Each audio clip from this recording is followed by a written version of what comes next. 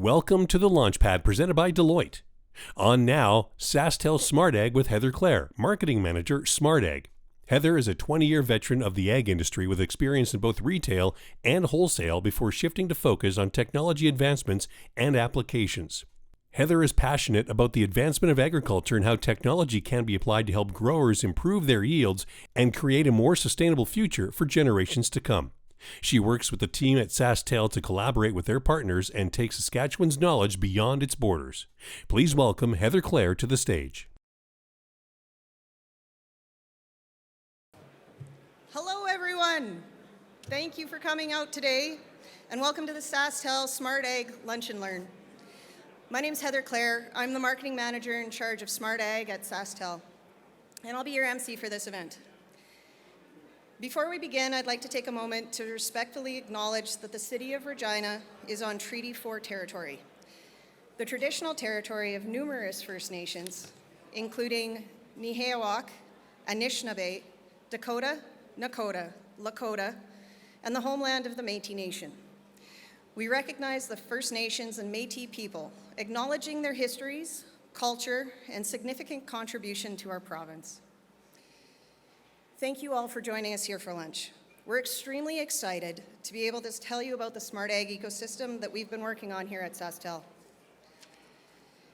2 years ago, I got a message that had me scratching my head. Sasktel wanted to talk about the ag industry, and I thought, okay, sure, why not? I got some time in Saskatchewan. My parents had a 2,800-acre grain farm. We had a herd of cats and a great dog. I got my commerce degree at the University of Saskatchewan, and then I went into the ag industry. I worked at retail doing farmer sales for the first 5 years, and then I worked for Federated Co-op doing wholesale business-to-business sales for the next 7. I worked in data analytics, covering all of Alberta and almost all of Saskatchewan, and then I became the product manager for a drone and artificial intelligence company that was looking to apply AI in ag. What would Sasktel want to talk to me about? But I'm incredibly glad that I took that conversation, because it really caught me off guard. There were these 2 gentlemen that really wanted to learn. They wanted to listen. They wanted to know what was going on in the ag industry. And they were okay with being challenged and being questioned. I took this conversation and about 20 minutes of me poking holes in all their theories and giving them some side eyes and, really grilling them.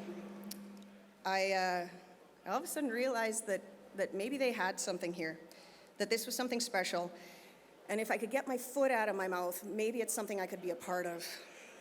So today, 2 years later, it's my absolute pleasure to get to share with you the ecosystem of our amazing collaborative partners and the people at Sasktel whose vision brought us here. The first person is our CEO, Charlene Gavel. Charlene's insightful and innovative approach is inspiring, and it's truly my honor to introduce her to you today. Please join me in welcoming Charlene to the stage to say a few words of greeting.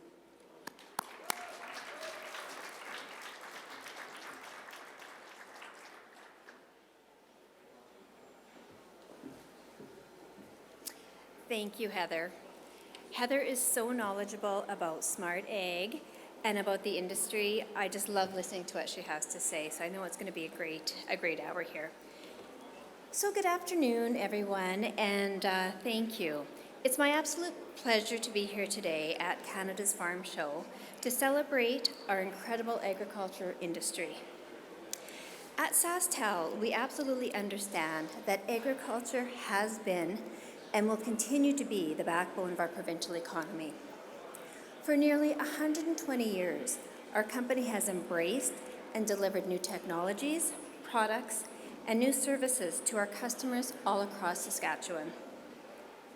From the early 1900s, when we built our first telephone exchanges at Hanley and Melville, to the introduction of multi-party lines, then to individual landlines, followed by our modern-day solutions like our world-class 4G and 5G wireless networks. We have always worked hard to connect our customers to their world. While our company and the technologies we rely on have evolved over the years, our dedication to serving Saskatchewan agriculture community remains as firm as ever. Likewise, we recognize that agriculture has evolved greatly over the history of our province and will continue to evolve at an accelerated pace as new technologies create opportunities for producers to further enhance their operations and yields. So to help farmers succeed in the evolving agriculture industry, Sasktel is collaborating with other innovative companies to create a unique, customizable ecosystem. And by collecting, analyzing, and visualizing data at the field level, farmers will be able to make informed, data-driven decisions and establish field-to-fork benefits. To date, the collaborations that Sasktel has established are driving innovative solutions that produce tangible results for our customers in the agriculture industry. So one of our key partnerships is with Smart Paddock. They're an Australian company and leader in livestock management technology. Through this collaboration, we have helped introduce their smart ear tags to the Canadian marketplace. These smart ear tags track the animal's biometric data and location, helping farmers keep a close watch on their herd. We're also proud to partner with Exact Agriculture. Drawing from over 20 years of experience in minerals and soil, they provide high-resolution fertility data that allows farmers to maximize their field's potential using cost-effective and sustainable technology. Farm Simple, another company we're collaborating with. They are a leader in Saskatchewan's ag tech sector, specializing in the development and distribution of IoT solutions that are designed to meet the needs of livestock producers. Through this partnership, Farm Simple will integrate Sasktel's wireless network and our LoRaWAN technology into their remote watering systems to ensure that livestock producers can monitor and control their water troughs and bowls from anywhere in the world. And finally, Sasktel has been working with Cavalli, a company specializing in data management and analytics. With 37 years of experience in the oil and gas industry, Cavalli is bringing their expertise to the ag sector now, providing actionable insights tailored to a farmer's unique needs. So these partnerships are critical elements of our smart ag ecosystem and enable us to offer solutions in areas such as equipment maintenance and safety, field and herd management, soil health and productivity, as well as feed management, among many others. With Sasktel's Smart Ag ecosystem, farmers will be able to customize their digital toolkit to meet their unique needs, empower their decisions, and streamline their workload with data-driven insights. Well, we are absolutely thrilled to collaborate with all of the partners I just mentioned. Our commitment to innovation in agriculture doesn't stop there. We are actively searching the world for the most accurate, effective, and efficient components that can be implemented for actionable insights for Canadian farmers. Canadian farmers and ranchers work hard every single day to produce the highest quality grain and livestock on the planet. By empowering them with the digital tools, we can help streamline their efforts and increase their productivity to give them peace of mind and more time to spend where it really matters, growing the crops and the livestock that feed the world. We look forward to our continued partnerships with our customers to show that Sasktel Smart Ag yields results. Now, before I hand things off, I'm really excited to give you all a sneak peek of a commercial that will be released shortly. And I think you'll recognize someone featured in this commercial from her appearance up at the podium today. So I do want to say thank you so much for your time and for your support. And I do hope that you really enjoy the rest of the farm show. Thank you.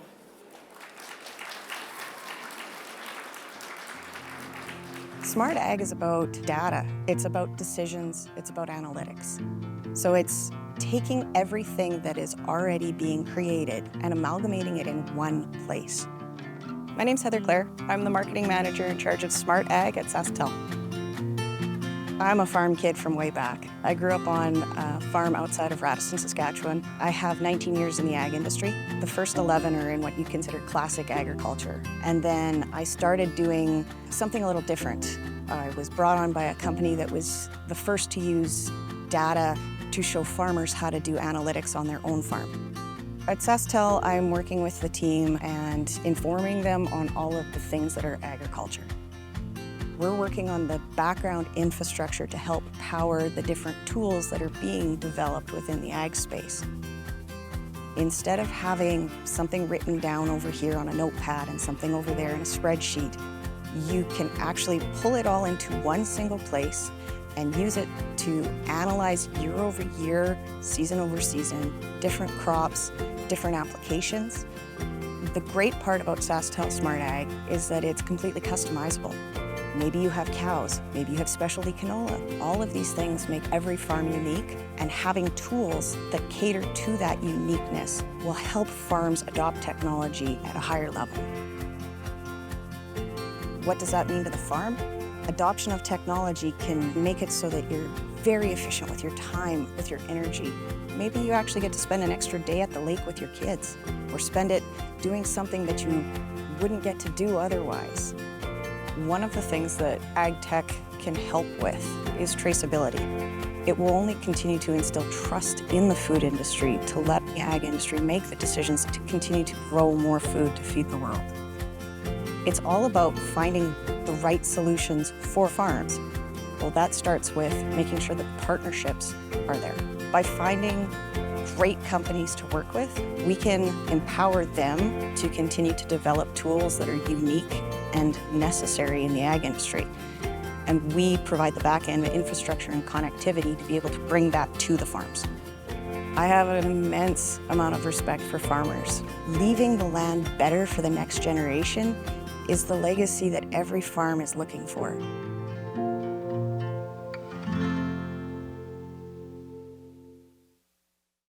Thank you, everybody. You'll be seeing that commercial quite a bit here coming up. It will be airing in April, and I'm not nervous at all. Moving into this next phase of our event, I want you all to get to meet the person that started this all for me. Mike Stefanik is the Director of Business Development at Sasktel. He's the person who reached out and has always appreciated my candor, which is something that's very important to me because in agriculture, we need things to be straightforward. We need them to be very obvious and blatant because, let's be honest, we don't have time to beat around the bush.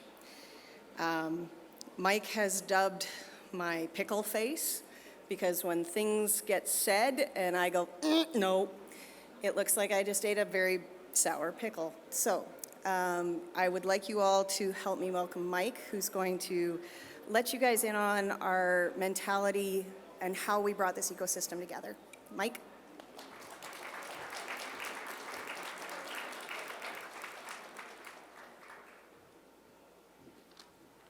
Good afternoon, everyone. Thanks for coming, and thanks for the kind words, Heather. So I just wanted to take a couple minutes and give some context as to how we got here today. A few years ago, Sasktel started an innovation program to look for new opportunities to make sure we remained relevant with our customers. You know, there are some areas of our business where we're a little less relevant, like how many people here still have a home phone, or will admit to having a home phone? Yeah. Thank you, by the way. Really appreciate that. And so when we formed this innovation group, the first thing we had to do is figure out where we wanted to focus and what we wanted to focus on. The first conclusion we came to is that technology is at a place right now where it can do anything you want. It's not a could question, it's a should question. So the innovation program focused on learning and trying to get answers to those should questions. The next thing was to figure out who to talk to and who to engage. And we really wanted to focus where there was local decision making. And where is there more local decision-making than agriculture? So we have agriculture, which is a critical part of our economy, and at the same time, we have a tech sector here in Saskatchewan that punches well above its weight nationally, and they're developing the innovations to help with agricultural operations. So we wanted to engage with them. And through learning, we're able to figure out, what makes sense in the context of providing solutions in agriculture. And we do this by taking a hypothesis-driven approach. So we don't presuppose to have all the answers up front, but by asking questions, by trying things, doing some experiments, we get closer and closer. And one of the challenges we found is that, especially in agriculture, there's a lot of $10 solutions to $1 problems. By working closely with the tech companies, we're trying to flip that equation and deliver things that not only provide value, but are affordable. So the approach we take is to focus on three things. The first is desirability. Does this actually solve a problem for the producer? Because if it doesn't, what are we even doing here? So once you've figured out desirability, it's one thing to do a trial or a proof of concept for a single farm. It's another to scale it. So that's where we look at feasibility. Is there a business model that we can co-create with the tech sector to do something that can be deployed at scale and delivered to a wide swath of the sector? And then the last one is viability. Does this make financial sense? Is it at a price point that's affordable and will be adopted? Is there enough in it for our partners and for Sasktel to scale this up and offer to the market? So taking that approach, we view that as three legs of a stool, and if one leg is wobbly, we try and shore it up and we pivot and we make adjustments. If the stool's broken, we toss it out and move on to the next idea. In terms of how we work with our friends in the tech sector, we're actually quite agnostic. We're very flexible with how we engage with them. On one hand, we can take a traditional approach, so we have incredible account teams that will work with these tech companies and treat them as if they're our largest enterprise customer, and we've had incredibly positive feedback when we take that approach, right? So Sasktel has services that can help. The second one is a collaborative approach, so not just selling to the tech companies, but also collaborating with them, jointly going to market, offering resale, referral agreements, trying to help them reach a wider audience than they otherwise would be able to. And then the last is partnership. In some cases, and you'll hear about this in the panel later, we co-create. We invest our time and effort and combine our services and capabilities to create something new that's of value to the segment. The last thing I want to touch on is a core principle of ours. We believe that the producer owns the data. We are just custodians of that data. Data sovereignty is paramount. That's ingrained in Sasktel's philosophy, and we only work with partners that share that philosophy. Data is the lifeblood of transformation. As producers, you own that. We want to make sure that we respect that. So with that, I thank you very much for your time, and I'd like to welcome Heather back to the stage to introduce the panel. Thank you.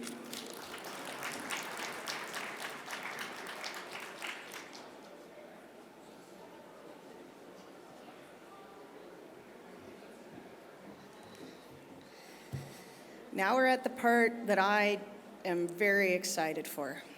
Sasktel Smart Ag is all about our ecosystem.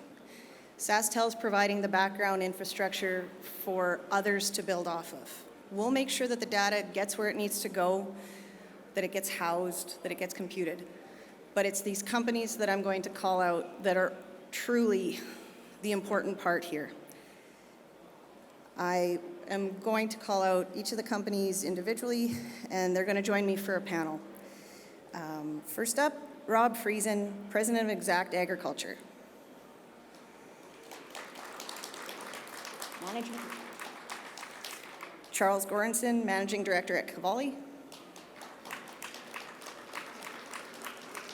And Catlin Lang, CEO of Farm Simple.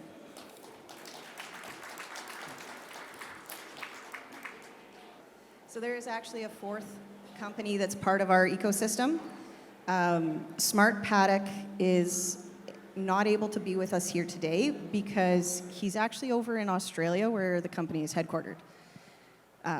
Darren has been working with us to bring their LoRaWAN GPS solar-powered ear tags for cows here to Canada. Darren grew up in Grand Prairie in Alberta and then emigrated over to Australia.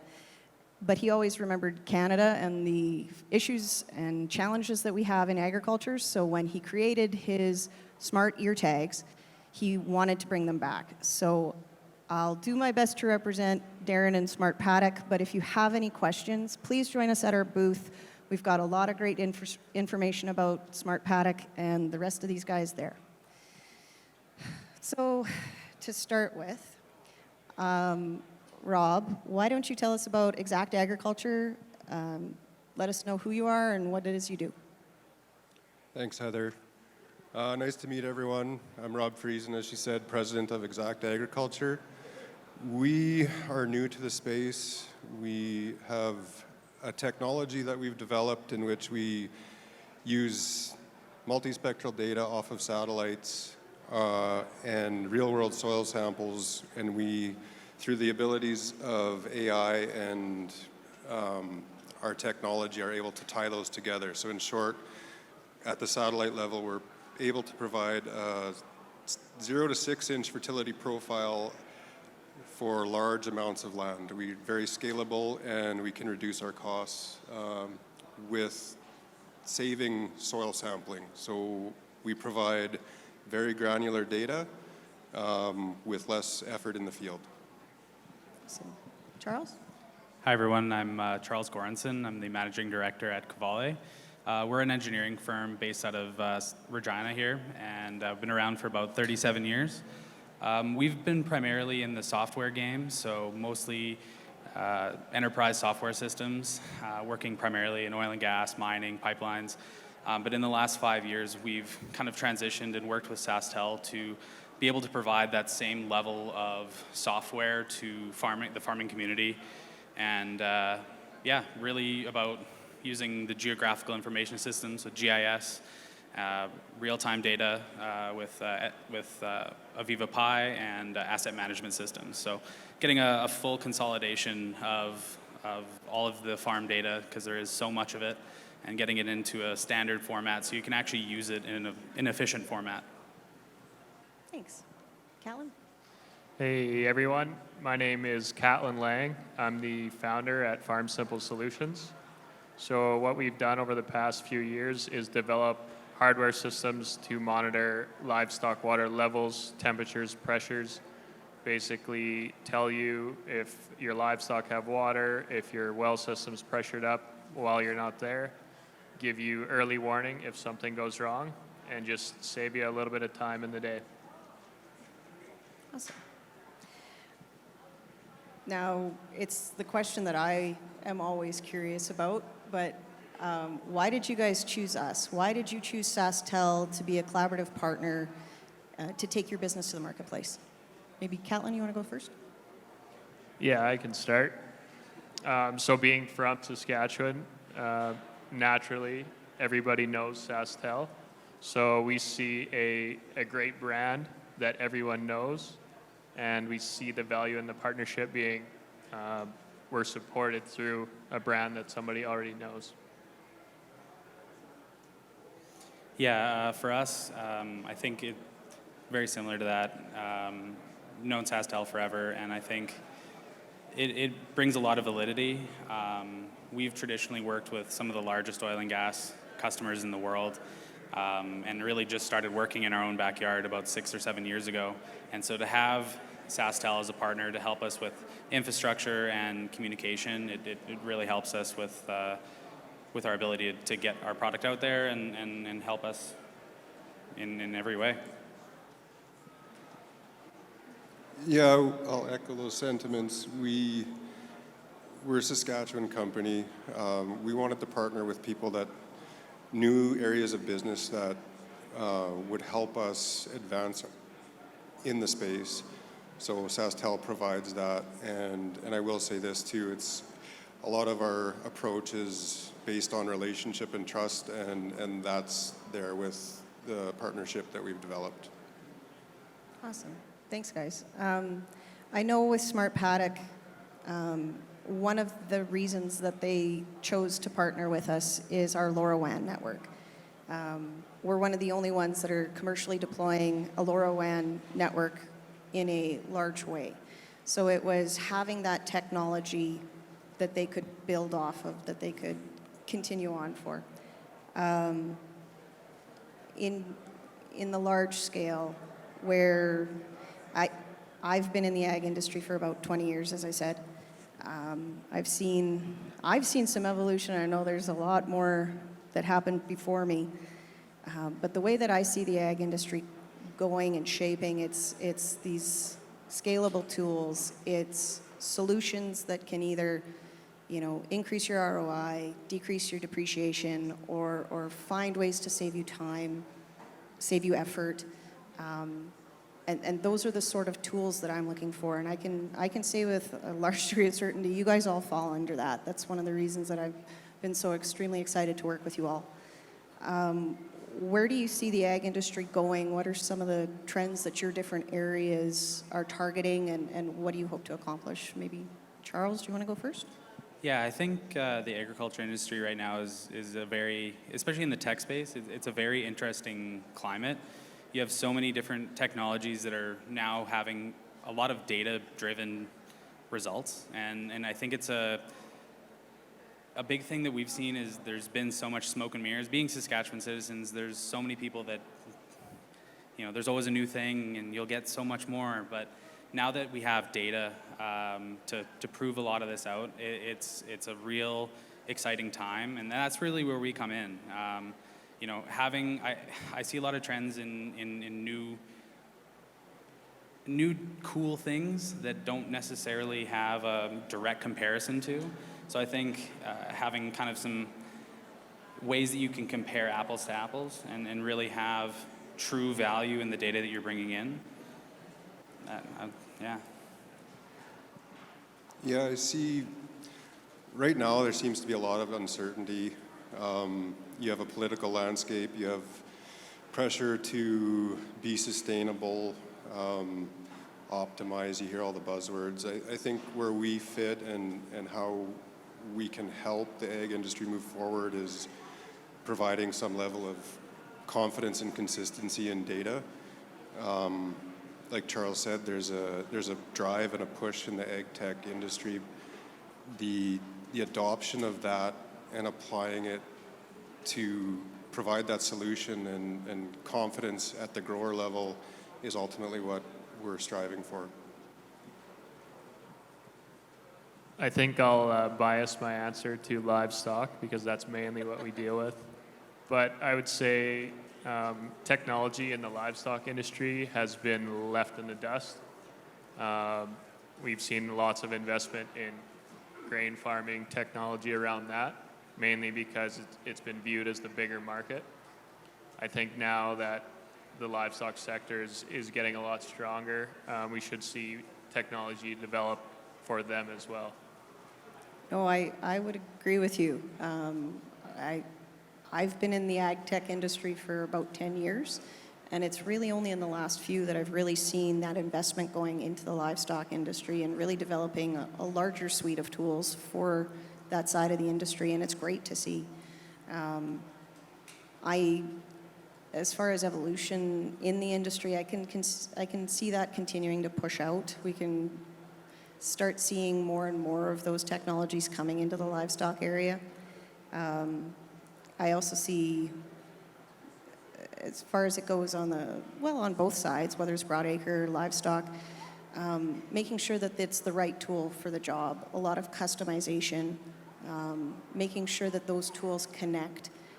That's really where I see Charles, that's where I see you guys playing so well, is it's all about choosing the right tool for the job, making sure it's the right tool for your farm, and then finding those partners like Cavalli that can connect them, that data can be integrated. And I know, Rob, you guys are continuing to grow and evolve, and you've got some products coming down through the development pipeline. You want to give us a sneak peek at any of those? Any evolution for you guys? Yeah, well, evolution is change, right? So we're talking evolution in the agriculture sector, but also within our company. But with change or improvement, for us, it's first understanding where you are. and we're hoping that our solution provides that for farmers, instills that confidence. This is where we're at today. We can reduce costs and inputs in this way because we now have this data. And then you can measure that change through time. So as a company, that's what we want to provide, is that baseline and tracking of data as the industry changes, to give confidence in decisions, because ultimately that's what it's about when you're trying to put food on your own table. As far as our company is concerned, our fertility product is our flagship, and that's what we're focused on for the market right now. But we are always looking for feedback and improvement. That's been a model for us in business, is hearing what problem or what solution is required. We do have a salinity model, which we'll be launching probably this year, and then a few other things that we're looking to add value to our current customers and our future customers.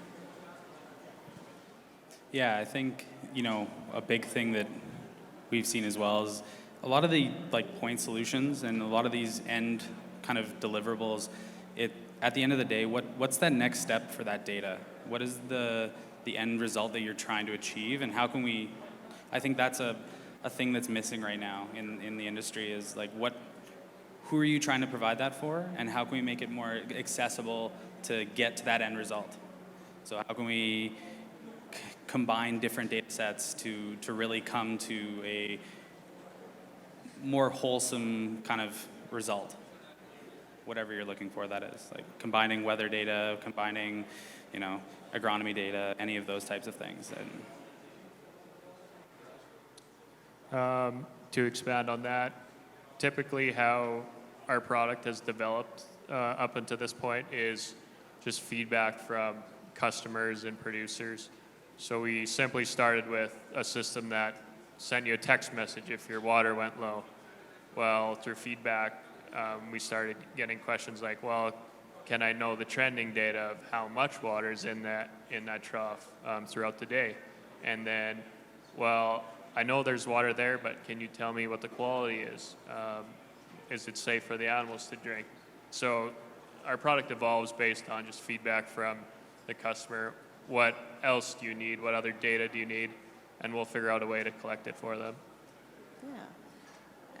I love the fact that you guys are all taking the feedback from the end user and making sure that it's their input that's driving you, as opposed to trying to tell them what they need. I think that really separates you from some of the others that are out there. And I know with Darren and Smart Paddock, they've been adding trend analysis. So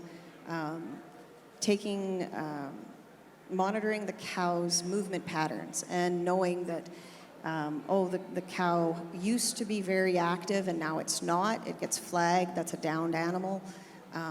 It makes it so that you can get that extra layer. I know artificial intelligence is such a hot button topic nowadays, but it's using machine learning, it's using AI to take that data, to take the inputs from our industry and be able to find solutions that are actually going to take us to the next level, to open those next doors, to find valuable insight.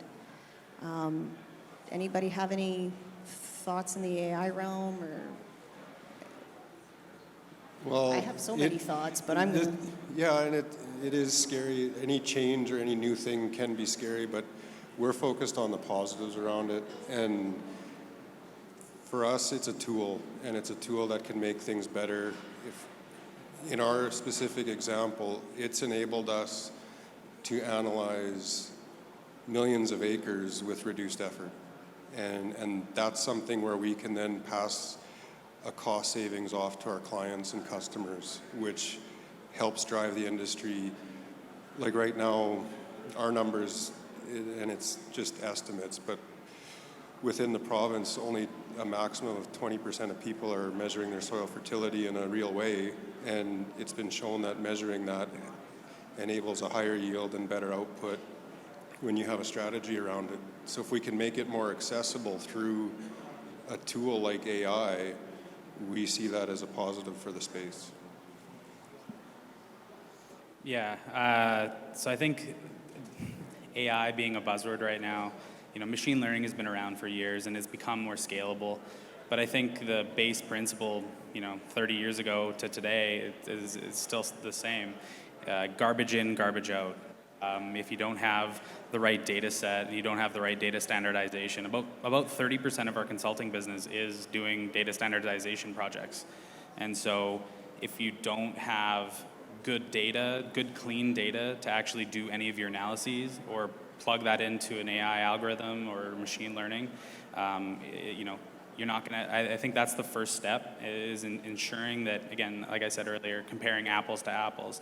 You need to make sure that the data sets can actually function together, that you can actually compare something to each other. And again, every single brand of machinery has their own proprietary niche in terms of their software and how the data looks, but that's where we come in, is we can come and help. No matter, we're vendor agnostic, so no matter what type of PLCs you're running on your grain cleaning plant or any combines you're running, it's really about getting that data in a position that you can actually use it. Yeah, AI is definitely a buzzword or term these days, and it's probably in a bubble where it gets overused, where every new startup who doesn't even have a product yet will say, oh, yeah, we use AI to do X. Like, it will solve all the problems, which I don't think that's the right way to look at it, but AI can be used as a tool to analyze data quickly, and we can foresee that it can fit into trending data where we could tell a customer, okay, based on the upcoming weather and the pattern of your animals, you're going to run out of water tomorrow. We could see that being valuable. So AI for the sake of AI, no, but it has a use to analyze data. Okay, awesome. I want to personally thank all three of you guys for being here today and for all the work that we've done over the past 2 years in some cases, since basically day one for me. If people want to get in touch with you, you can always reach out to us. We've got a booth that's just down the hallway in the ITC. But I really encourage you all to look at these three companies and Smart Paddock, check out their websites, get in touch with them. It's fantastic technology that can be used on all of your farms. Thank you so much, guys. Thanks for having us. Thanks, Heather.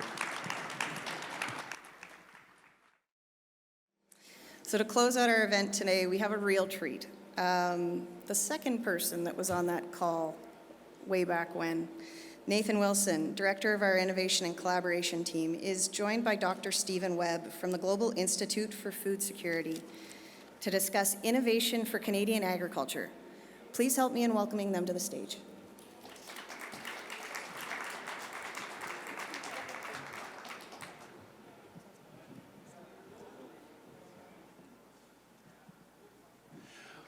Right. Hey, thanks everybody. So yeah, I'm Nathan Wilson, and Canada is a global leader in sustainable and resilient production.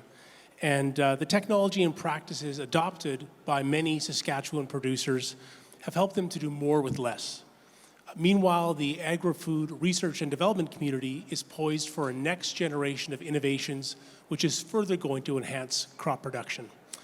It's very exciting, but there are obstacles.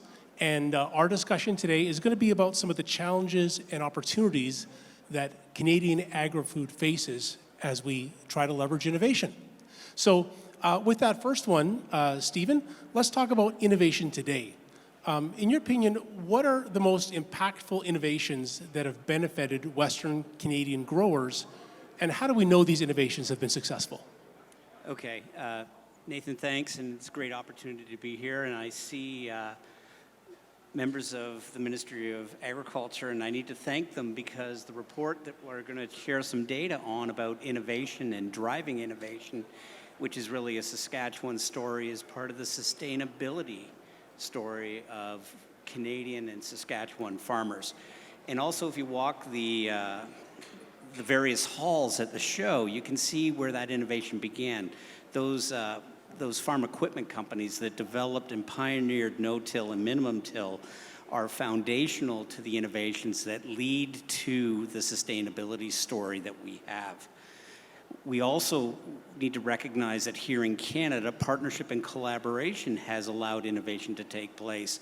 And in the 90s, it was Agriculture, Agri-Food Canada, and Agrivo that brought together the first hybrid or herbicide-tolerant canola varieties. And again, that innovation leads to the outstanding sustainability story we have. The slides that you're looking at now are examples of the carbon footprint of Canadian crops, Saskatchewan crops, and Western Canadian crops, compared to some key competitor countries. Those countries were selected because they have really high quality data, and this work was done in collaboration with Nathan Peltier at the PRISM Lab at UBC. And again, you can see with all of the crops that we produce here in Western Canada that our carbon footprint is significantly lower than all of the others. What's important to recognize is that it's not sufficient to be the best, it's how do you continue to innovate? And that's the opportunity that, again, Canadian farmers have as we move forward. Well, and that's a great point. So as we look at moving forward, we know that the productivity is all about the relationship between inputs and outputs. So a little bit, maybe any thoughts on how agriculture productivity has changed over time and how we can best ensure that this productivity continues to grow?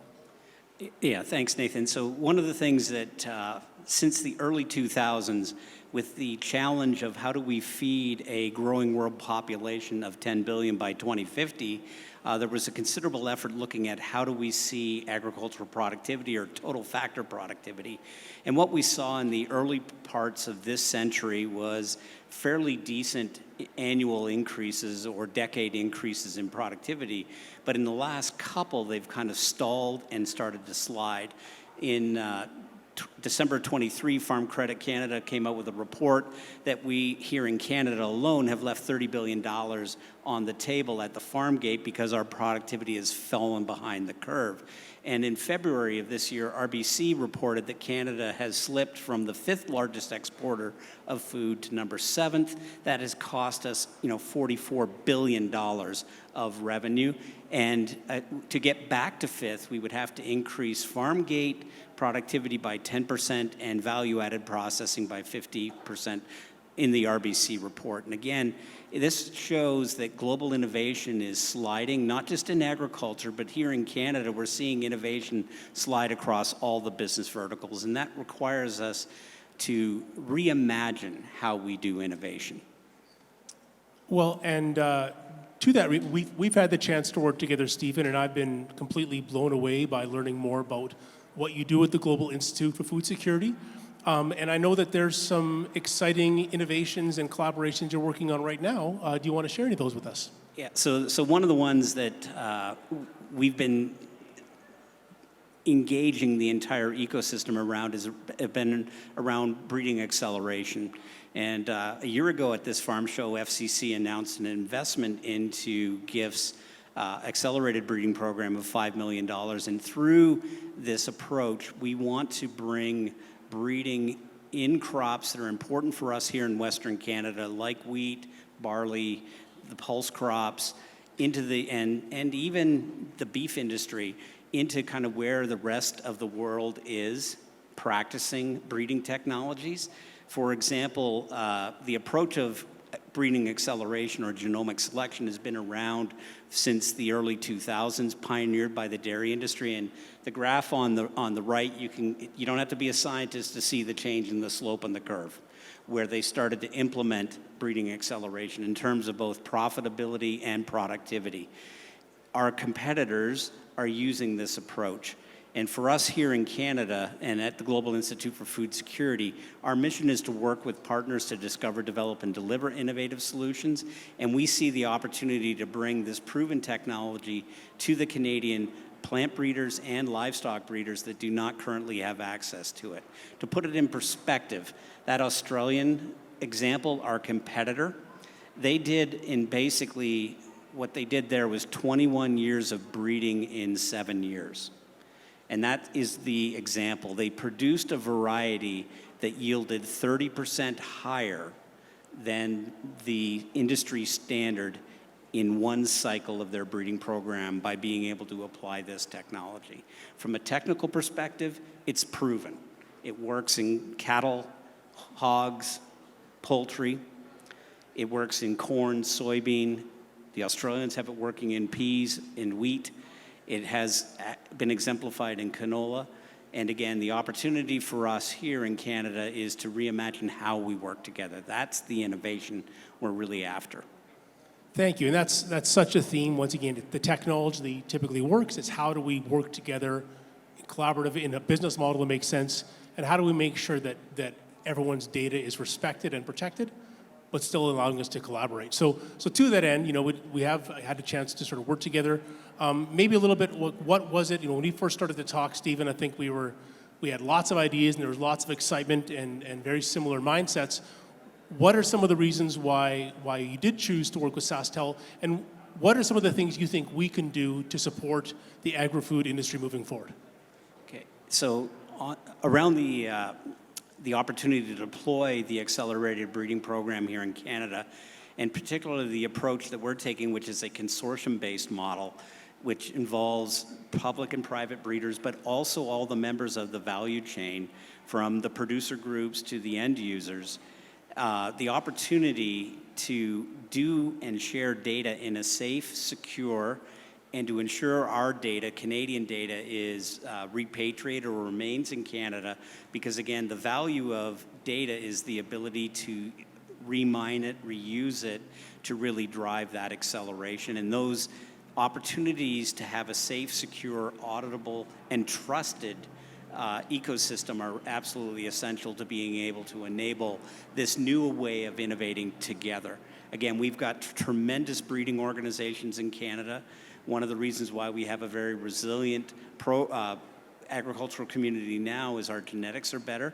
What we need to do is arm them with the most recent tools and technologies of this century so that they can go even further and faster, and Canada can maintain its position. Secure data and the ecosystem, and I also need to put a plug in for Deloitte in here, because again, I think it's also important not to just have the infrastructure, but for our partners at Deloitte, where they are conducting penetration tests of our system so that we can ensure we have that safety and security for the partners within our accelerated breeding, but also the trust we have in the investors into the Global Institute for Food Security and in Canadian agriculture as a whole. Well, thank you very much, and I know I've learned so much spending time with you, Stephen, and getting a chance to talk with the different consortium members. And we're here to listen and to learn and to evolve our ecosystem and services to meet the agri-food industry needs. So I thank you so much for all that you've taught me and helping us to be involved with this really exciting new innovation and program that you're working on that I think is going to make a really significant difference here. So thank you very much. Thanks, Nathan. Okay, thank you very much.